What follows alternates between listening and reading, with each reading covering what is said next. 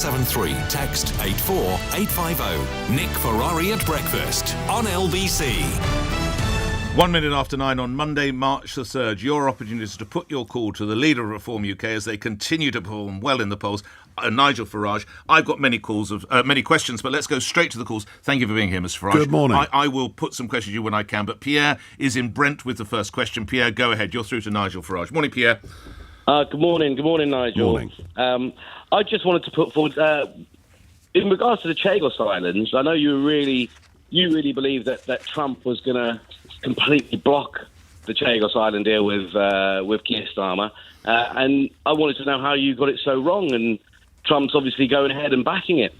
This is as it is revealed according to the Mauritian Prime Minister, or Mauritius sources. It could be sent to Mauritius for final approval, Nigel Farage. Well, Trump said he was inclined to support it. Maybe he was just being nice to Keir Starmer, who was there in the Oval Office. You know, he can be nice to people in the Oval Office.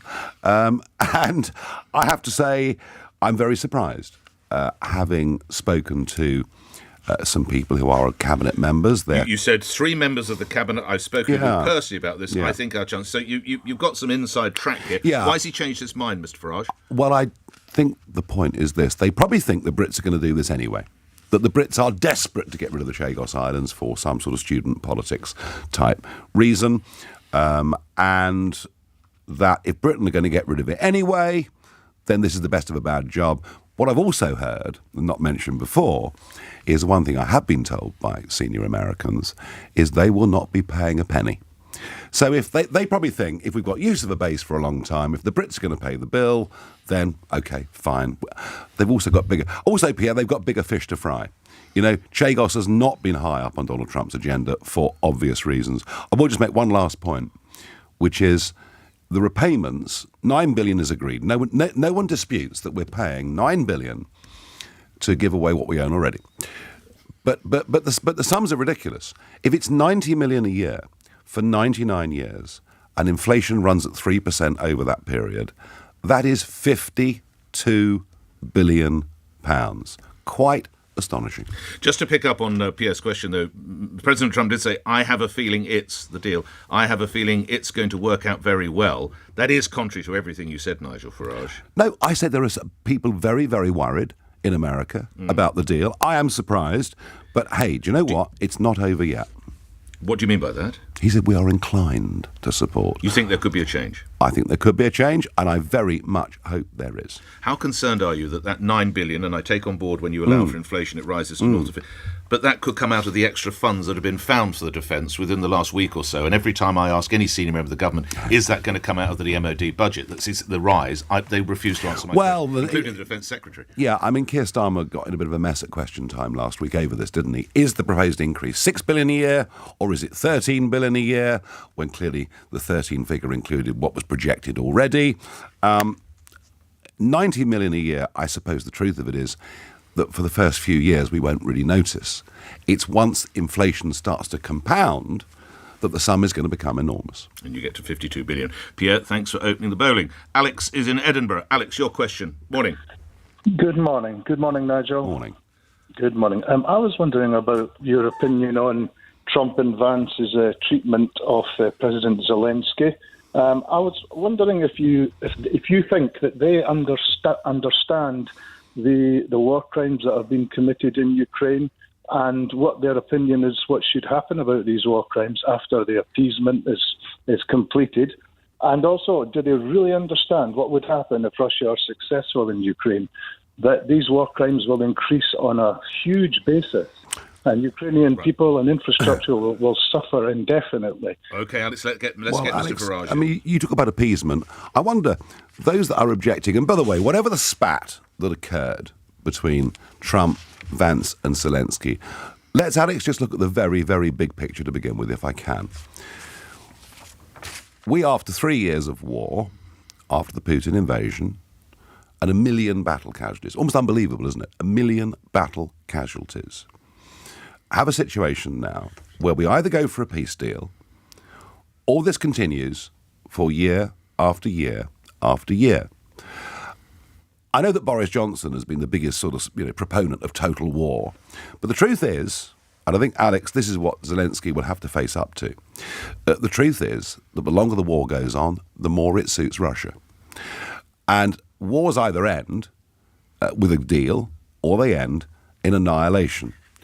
What is interesting, Alex, is that before Zelensky had left the White House, he'd realised that he had overplayed his hand. Yes, of course, they bit back at him, but he had overplayed his hand. And before Zelensky even left the White House, he was willing to go back in and sign the minerals deal.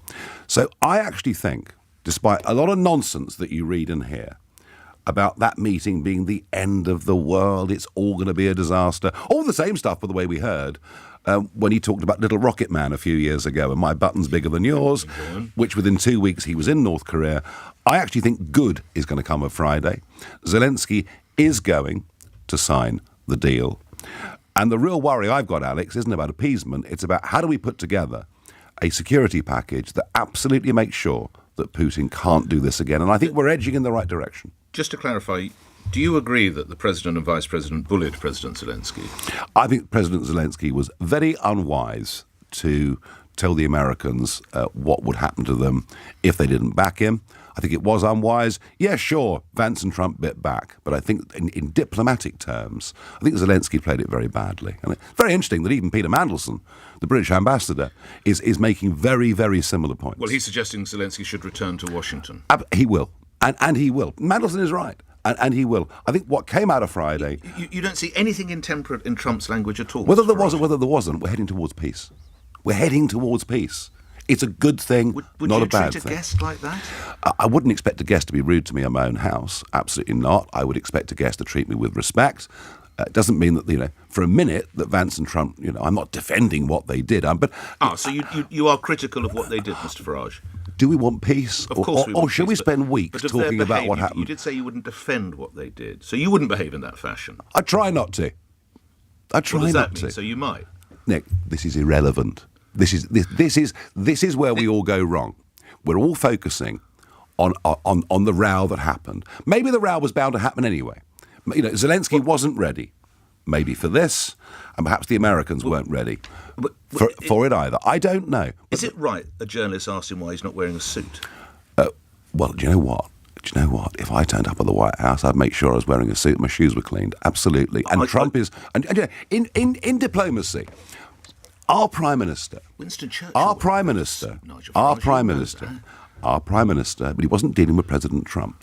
Our Prime Minister was briefed and briefed and briefed as to how to deal with the visit to the White House. But that's not Zelensky's fault, is it? All right, if Zelensky wants to bowl in and show no respect to a man who we all know is incredibly old-fashioned about this stuff, and he really is. When you say this stuff, you mean manners, dress, very shoes? much so. So your shoes have to be shined. It's like being back at school. Lots of times, Trump said, good shoes, great shoes, whatever, That's how he... So if you're going in with a positive mindset, maybe Zelensky should have thought about that. But that's minor.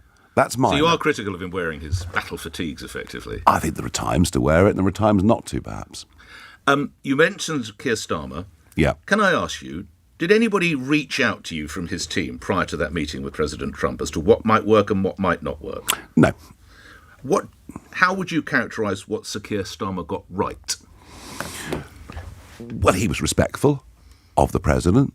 That's important. As I say, Trump is quite old-fashioned in all of these things. He really genuinely is. And I'm not saying that's a bad thing either. He was respectful. I think... Do you know what's really happened over the last few days? Tell me. Is we've actually seen a British Prime Minister viscerally opposed to Brexit, wanting to have a second referendum, now benefiting as Prime Minister enormously from Brexit because, actually, it was really interesting that on Saturday night, Downing Street put out a statement and they said, ahead of the summit that happened yesterday in London, and Downing Street itself said, because of the UK's unique position with regards to Europe. Basically, because we're not part of the European Union, we're not tied to their foreign policy decisions in any way at all, which we were before we left. So it's been it just shows you that actually Brexit's made us stand taller on the world stage. And let's be fair, I think in terms of the White House visit, the summit yesterday, the attempt to be a broker, in a sense, between America, Europe, Ukraine. I mean, let's face it, it's been quite a good few days for him. President Trump said Sir Keir was a tough negotiator. Is he right? Well, I don't know what happened in that room, but this is classic of Trump, isn't it? Oh, my God, he was so tough, so tough. Whether he was or not, I don't know. I mean, look. Is it a playbook? Again, does Trump have a playbook he goes to in that showdown with Zelensky? Is it almost like calling the plays in an American football team? Well, I think. I don't know. You do. You've been with him in good times and bad. That's why I'm asking. This guy does stuff that nobody else can understand. He is unlike any other politician we've seen in modern times. He is wholly unconventional. But you know what? With these negotiations, he's always 2 or 3 moves ahead of everybody else. And that's why to comment constantly on the latest thing Trump has said or done is ludicrous. I mean, look, he called Zelensky a dictator, And I had you've already addressed that. I had the whole of the media pack. And then when he's asked about it, did I say that? Did I really? The old saying about taking him seriously but not literally is true. I'm going to repeat the point. We are close to a negotiation. You think we're closer to peace as a result of Friday afternoon? Very much so. Because Zelensky has had to wake up and smell the coffee, as Lord Mandelson has very clearly pointed out. We must move on. Just lastly, there are political movements afoot that the state visit that was offered to Donald Trump should now be postponed. John Swinney, the First Minister of Scotland, and others. Your view on that? Yeah, 1 or 2 Conservatives saying the same thing. Yeah, of course. Look, these people can't abide Trump. They can't live with Trump. They don't understand Trump. They hate Trump. They always have. And let's face it, the Foreign Secretary hates Trump. Half the Cabinet hates Trump. But they've got to face reality. And state visit stays. Of course it does. And look, whether you like Trump or not, it's irrelevant. He is in a very powerful position in America. We are, by the way, I don't agree with everything Trump does or says. Of course I don't. But without America, we are defenseless. And in terms of economics, if we think tying ourselves ever closer to an economically failing European Union, rather than understanding and embracing some of the things that America is doing, I think we're making a very, very big mistake. Let's get to more of your calls. I'm sorry I've taken too much of your time. Julia's in Bromley. Julia, you're through to Nigel Farage. Go ahead. Morning to you. Good morning.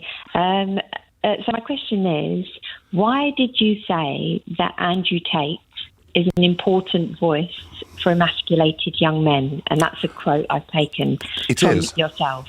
Yeah, it's funny, I said this, and then I had that Beth Rigby woman from Sky News saying, oh my God, you said that Andrew Tate is an important influence for young men.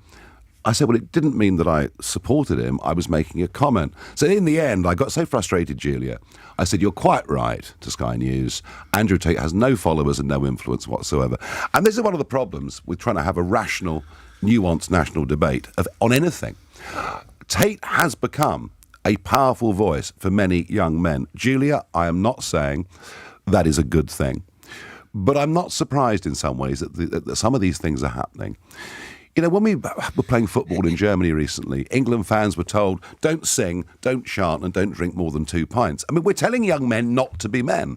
We're almost emasculating young men, and so they're looking for other role models. Do you understand, Julia, the point that I'm making? Well, let's bring Julia in. Julia, do you... I'm glad you said Mr. Farage. Julia. Okay, so I think that is conflating a lot of issues here. I don't think that many people would have an issue with men or women shouting at football matches. But I do think that Andrew Tate, he's openly said that it's okay to hit and choke and young women to keep them in their place. He also talks about smashing up their belongings, breaking them down psychologically in order to control them. These are things that he openly says. He also says women are intrinsically lazy. There's no such thing as an independent female. Mr. Farage, why would you be seen to offer any form of support to comments? I'm not. Can we all grow up? His was a campaign, this is your words, his was a campaign of raising awareness. His was a campaign of giving people perhaps a bit of confidence at school or whatever it was to speak up. Those are words of support, aren't they? I am identifying, honestly, a phenomenon. The Tate thing is a phenomenon, and I agree with Julia. There's some very dark stuff. Not very far away from the surface. You just dig a little bit and you find it. Allegedly, just in case. Go ahead. But I'm just saying, Julia, everyone knows that this guy has an enormous following that he's built up. Russell Brand, equally, has an enormous following that he's built up. I'm not supporting it, I'm identifying it. Julia, thank you. We will move on. Fox, is it Fox in Cardiff? Hello, Fox. Good morning. Hi, Nick. Morning. Yes, Fox, go ahead. Yeah, I had a couple of questions, or two-part question. I wanted to ask Nigel if he regrets speaking at the CPAC conference in America after Steve Bannon did a Nazi salute, and also whether he would recognise that Elon Musk and Steve Bannon are doing a Nazi salute, or does he think they're just giving their heart out? No regret speaking at CPAC. Good Lord, I've been going to CPAC, Fox, since 2013. I've been almost every year. Just explain what CPAC is. Sorry, I apologise. It's a big Conservative Political Action Committee conference that takes place in Maryland, just outside DC. It was funny. 2013, I was the only foreign speaker at CPAC. Now it's become a big international conference with centre-right views, but and not some more to the Jordan right. Bardella, if I'm saying that correctly, the French far-right leader who cancelled his visit after Steve Bannon yelled, "Fight, fight, fight," and was said to give a Nazi salute. But you were still happy to go there, Mr. Farage. Well, I spoke before that. So Bardella was due to speak after it, and he withdrew. I spoke the day before. It's a big conference. It's an important conference. As for Musk and Bannon, both of whom I know, Steve I know very well, I think what Bannon was doing was frankly taking the mickey out of Musk, because Musk had done something similar to that just after the inauguration. Are they Nazi salutes? I don't think they are for a moment. What are they then, Mr. Farage? Unwise. Very unwise. But they are attempted Nazi salutes. It's worth remembering that Musk and Bannon are at war with each other. And I think what Bannon was doing was taking the mickey out of Musk. But Fox, listen, I cannot be responsible for the behaviour of everybody that went to the CPAC conference. But they are attempting Nazi salutes. Well, they're not really Nazi salutes because they're out to the side, not in front. I mean, look, we could drill down on there. Do I think Musk's a Nazi? No. All right. You're uncomfortable with what Zelensky wore to the White House. Yeah. It's all right for Mr. Musk to throw in sneakers, a baseball cap and a chainsaw. I know. But that's permissible. Well, Musk isn't negotiating with Trump, and Musk isn't asking for billions of dollars from Trump, and Musk isn't asking for military support from Trump, and Musk isn't asking for Trump to make sure that Putin actually genuinely is stopped in the future. So there is a fundamental difference. Fox, thank you. Samantha's in Elstree. Samantha, you're through to Nigel Farage. Go ahead. Hello. Hi. What I wanted to ask was the Gaza documentary, which was aired by the BBC, contains some pretty serious issues, effectively airing forms of Hamas propaganda, misleading translations. Whilst the BBC have acknowledged this issue, I would like to know, do you believe that the licence fee should be suspended pending an independent investigation to the BBC? Well, many times over the years we've talked about the BBC, we've talked about the fact they preach impartiality and often don't actually conduct impartiality. I thought for some time, Samantha, that there was a really quite strong anti-Israel bias at the BBC across a fair bit of its coverage on many, many programmes. I think this particular documentary, frankly, it's shameless that they should have done this. The 13-year-old boy, whether he was being used for propaganda purposes, we can never quite say. Samantha, I think you shouldn't suspend the licence fee over one programme, however egregious that programme might be. But do we in 2025 need a grown-up debate about what the BBC is actually for, and whether we should be paying that licence fee, and whether we should go to prison if we don't pay it? Yeah, we need to have that debate. I mean, look, I will say this. For all my criticisms of the BBC, and goodness gracious me, I've personally had to bear the brunt of a fair bit of it over the years. The one thing we must remember is the BBC is a very important part of our global brand, and therefore things like the World Service actually genuinely do matter. So I would like to see a BBC that is there, out there in the world, as a representative of this country, perhaps broadcasting from places where there are, censorship of all kinds, as historically it's done. But for the rest of it, frankly, whether it's sport or entertainment or whatever it is, there's no need for a BBC whatsoever. But what I will say is this. There's one really good story today in the newspapers. It's a happy story. So let's talk about a happy story for 30 seconds. Nick couldn't find it, but it's there. It's Emily Damari. Emily Damari, yes. The British hostage, and she's now having surgery done to patch up the botched job done by Dr. Hamas, as she called him. And this is the young woman who lost 2 fingers in the attack of October 7th, Nigel Farage. She was the only British hostage in captivity, and it was as if no one even knew she was there. And I did work quite hard to try and raise the profile of the fact that there was a British hostage. And after all she's been through, 471 days, of captivity. You know, some pretty brutal, nasty injuries, all that she's been through. And there she is in today's newspapers, smiling, an inspiration, and maybe a little bit of proof that in the end, good triumphs over evil.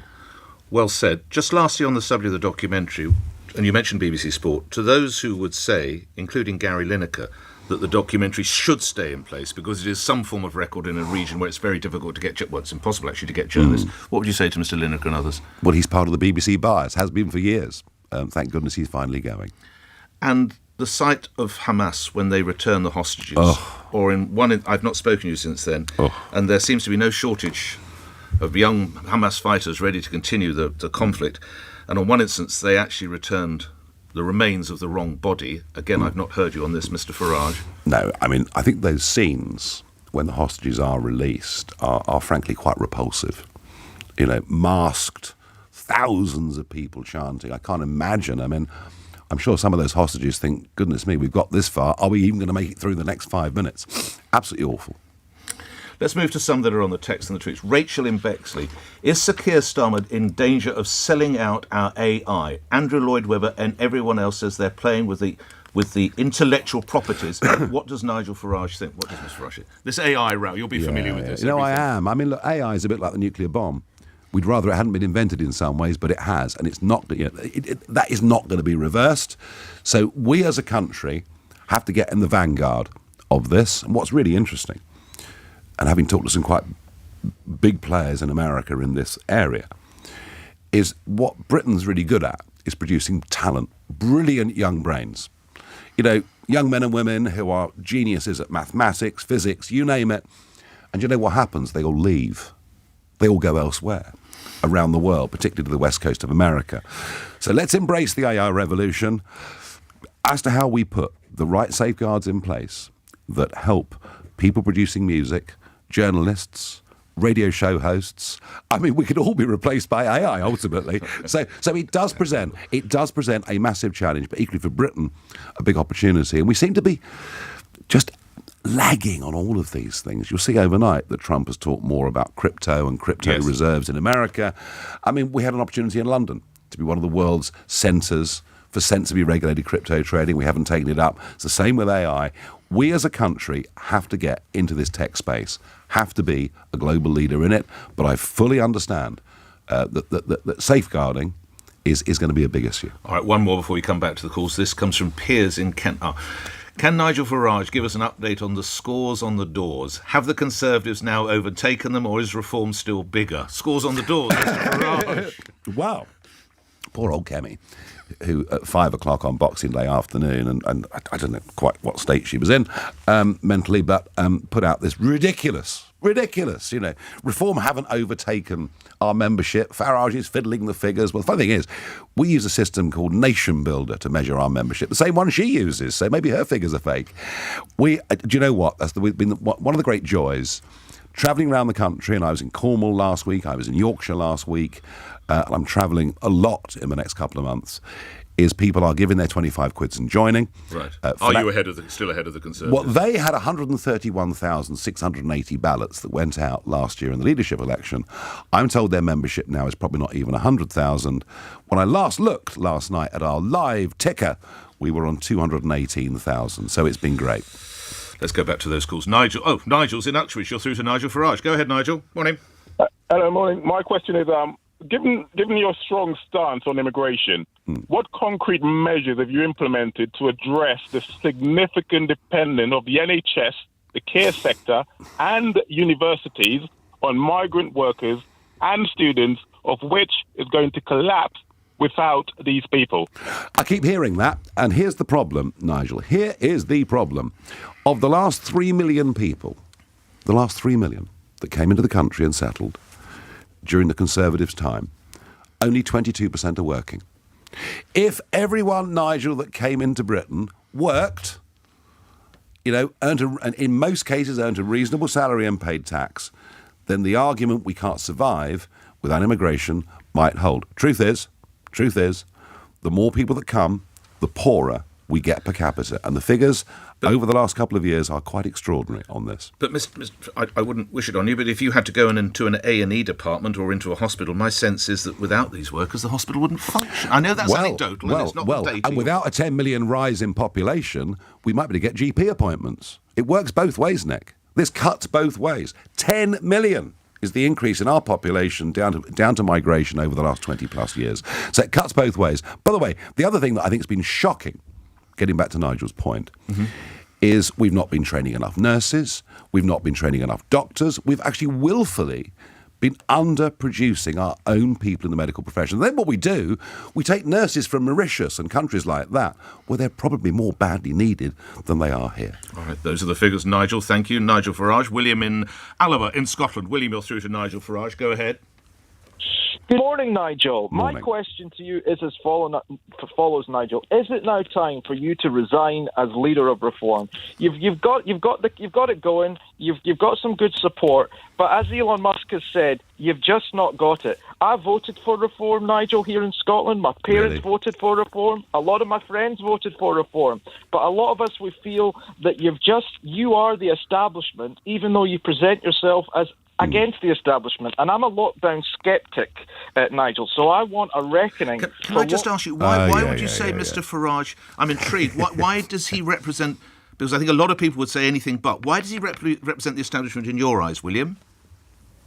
Well, he represents himself as not, but he represents the establishment because we see the little things. It's the little things, because we see in Parliament Nigel's having a little chin wag with Keir Starmer. So you don't really represent us. You pretend that you do. William, let's get to Mr. Farage. William, you didn't vote for me, did you? It's very nice to hear from you. Have a lovely day.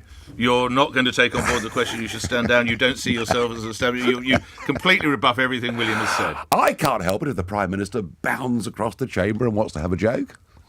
Do you find it easy to talk with Sir Keir?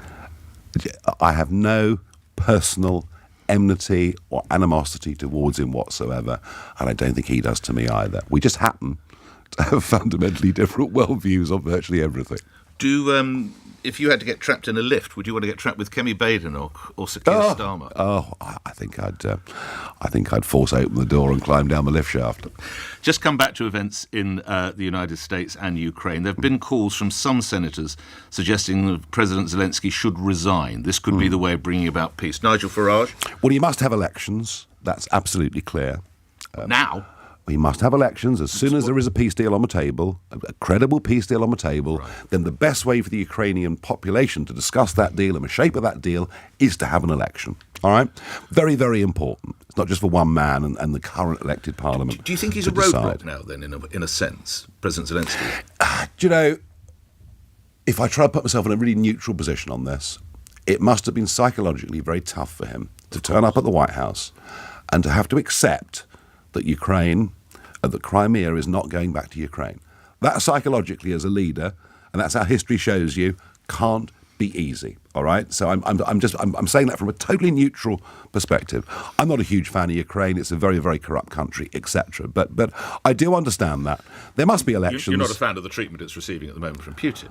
No, of course not. No, far from it. Just to clarify. Far from it. I mean, of course. So he arrives at the White House, he's not getting Crimea. Yeah, and I can see psychologically why he was in a tough place. But he wasn't able to adapt and adjust, and he got a bit shirty, and boom, the American leaders bit back. But now he's being realistic. I think both Mandelson and myself are saying, look, we just have to get real here. This has happened. The Crimea is not going back to Ukraine. It's just a fact of life. That's where we are. And this bloody war must end, but end in a way that stops Putin ever doing it again. And I think all of that is beginning to take shape. So that punch-up in the White House is always going to happen? Looking back on it, yes. Why? Maybe not quite as spectacularly as it did. Why did you know the man? Why did Trump want to dust up? I don't think. Does he like a fight? Does he prefer a fight to a feast? Sometimes it's only after a fight you get good reconciliation. And I'm sure many times in his business dealings he's had terrible rows with people, only 48 hours later to sign an agreement. Nigel Farage, thank you for your time. Thank It's been you. a pleasure working with the studio. Leader of Reform UK, Nigel Farage, appearing on LBC. It's 9:31. News headlines then. Thomas Watts. Nigel Farage has told Nick that good will come from last week's row between Presidents Trump and Zelensky. The Reform leader says the Ukrainian president handled the meeting very badly, but will still sign a minerals deal with the US. Mr Farage has also told LBC he's very surprised that President Trump has backed a plan to hand over the Chagos Islands to Mauritius.